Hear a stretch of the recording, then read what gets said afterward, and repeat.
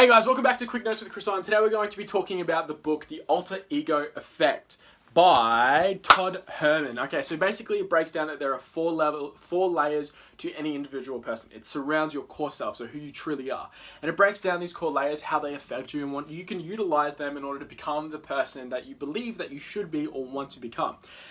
There are a lot of basically super huge concepts in this book, so I highly suggest that in this 10-minute video, there's not going to be so much that I can cover, but if you've just read it or are wanting to read it, I definitely think that you should. If not, use this as a quick summary or a way to finally get yourself into a little bit more of a refreshed mindset. So let's talk about the first core layer. So the first one is your core drivers. What motivates you at a grander scale than yourself? So basically, what is the things that you're striving to accomplish outside of where you're at currently? What are your long-term goals? What is your why? These are the things that motivate you. Now, even if you've never sat down and figured it out, at some point there are going to be things that drive you towards doing what it is that you're doing. I know so many people who work jobs and they have no idea why they're actually doing it, but there is a probably very minuscule meaning. Chances are their weekly paycheck. They need to pay their rent. They need to make sure that their electricity is on. They need to be able to have money in and take their girlfriends or their boyfriends out. So on and so on and so on. So these are your core drivers. Now, if you don't basically look towards figuring out what your core drivers are, by default, they will always become incredibly short-term ones. That's what I've noticed. So you want to look towards figuring out what it is that you want to accomplish medium to long-term, because short-term is always going to dominate your reality. It's going to dominate your circumstances and your short-term choices because they're all relative to urgent decisions, things that need to be done based on time. I'm talking about things like rent. I'm talking about things like keeping your relationships together. I'm talking about making sure that you're able to do the things that you care about most on a short term. So this is what you're doomed to make your decisions on if you never stop, take a minute and look towards figuring out your long-term goals. So your core desires, what motivates you on a grander scale. This is what you need to figure out. Grander scale. That means long-term, not just short-term. If you've never heard this concept before, then definitely sit down with a notepad, think about it. What is it that I actually want to achieve out of life? What do I want to be able to accomplish in the next 5, 10, 15 years? Whatever it is that you're looking towards doing, figure it out, write it down, and that's your first core driver. The next one is your belief layer. How you define yourself and the world around you, essentially your ego. So many people are restricted based on their personal ability, on their personal reflection of what they believe themselves to be. So how do you view yourself? Do you view yourself as a leader? Do you view yourself as a person who's there to motivate and inspire others? Chances are you're probably going to be a reasonably successful individual. If you think of yourself as small, someone who's not worthy of success, then chances are you're definitely not going to be able to accomplish it. If you've ever heard the quote, the man who believes he can and the man who believes he can't, they're both right. That's true. Your personal belief of yourself and view of what it is that your skill sets are, what you're willing to achieve and what you deserve is generally going to reflect that, either in the short term, long term, or somewhere along the way. So figure out how it is that you believe yourself. What do you believe yourself to be? Whatever your thoughts and aspirations are is what you will become. So make sure that you figure out the type of person that you want to become, or by default, you will become the person that you are consistently today. The next one is your action layer. How you show up. So this one is quite important. It's basically about what do you do when adversities come. Adversities is when a boy meets himself. So figure out how is it that you respond to action. How is it that you respond to tasks that you don't necessarily want to do? Whether are you motivated by them? Are you demotivated by them? Are you scared of them? Are you fearful? Figure it out. Understand how you act and then change it into the due course towards the way that you want to be. Too many people are trying to shy away from discomfort when the truth is discomfort is great. The only way to know that you're growing is if you're uncomfortable. So the only thing that you want to become comfortable with is being uncomfortable. More often than not, the person who fears nothing is obviously going to be the most successful. And the only way that you achieve that level of mindset is by putting yourself through extreme circumstances. Now, I'm not necessarily talking about going to war or doing anything like that, but I am definitely talking about your personal comfort zone. If you're consistently looking to overachieve it, if you're consistently looking to put yourself in situations where you're not in your comfort zone, you're actively increasing your comfort zone. So that becomes your potential, and it's directly layered. So how is it that you look towards whenever it comes to showing up to events? How is it whenever it comes to circumstances, whether it's work, whether it's your relationship? How do you effectively handle these adversities? How do you effectively handle these problems that occur in your life? If you don't like it, look towards changing it. And the first step is probably watching a video like this, which is awesome, and I definitely commend you for it. The next one is your field of play. What is happening? What is happening to you right now? So many people don't actually understand what is happening to them right now. They just work out by week and they hope for the holiday that comes in 50 weeks or so.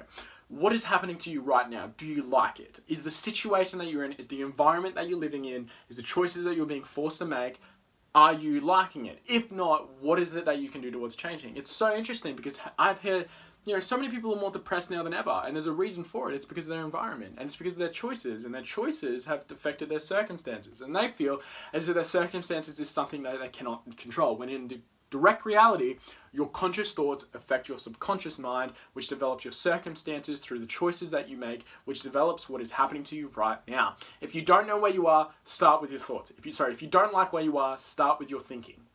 Is what you're valuing in life stuff that you actually want to achieve long term? If not, change it.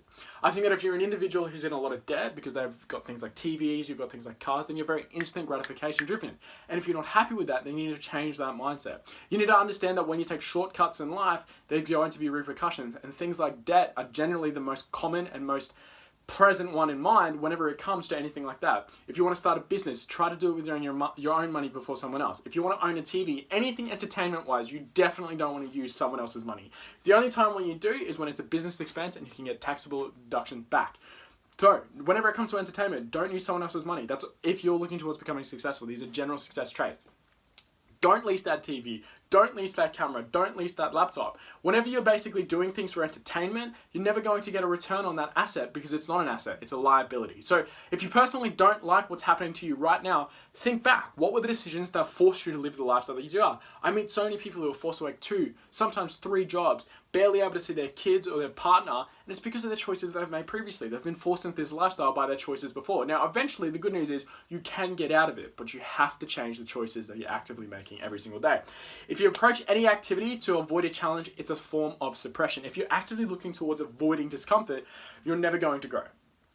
People who get into the same routines every single day, those are the ones who end up becoming dead, disabled, or broke by the age of 65. And they wonder what has happened. If you've heard people who are having midlife crises, it's because they don't recognize what it is that their life choices and daily choices are leading to them towards the future. So many people think, I've got time. Well, the chances are, if you don't think that you need to fix the problem that you're actively presented with every single day, it's never going to change. It's never going to change. And more often than not, it's not to do with your work. It's not to do with your relationships. It's always to do with yourself. How is it that you approach these situations? Are you shying for it? Are you rising to the occasion? Next one is the hidden enemy. Now, the hidden enemy is us. The hidden enemy is always going to be yourself. Not controlling our emotions is a huge one. A person who's not in control of their emotions, how can you expect them to make rational decisions? Well, the answer is you can't. So if you don't have a level of control of your emotions, you can never expect to achieve the things that you want out of life. It's a no-brainer. You have to be in control of your emotions. A person who's ready to go into a discomfort situation has to be in control of their emotions. You have to repress that fear. You have to repress that emotion in order to think logically. If you're ever looking towards being a leader, if you're ever looking towards being in business, emotions, that's not a place for it. It's a battlefield. You have to look to always being logically sounded. The next one is lacking self-confidence. I understand this is so many people think ego is a negative thing, but the truth is ego is just confidence in oneself.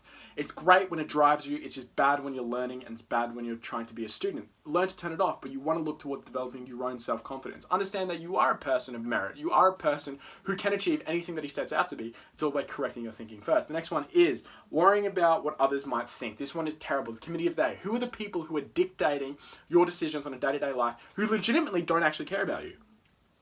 It's crazy. These people don't care about you. And even if you did do something embarrassing, they're not thinking about you 24/7. They'll think about you in the moment of which you've done something embarrassing, and that's it.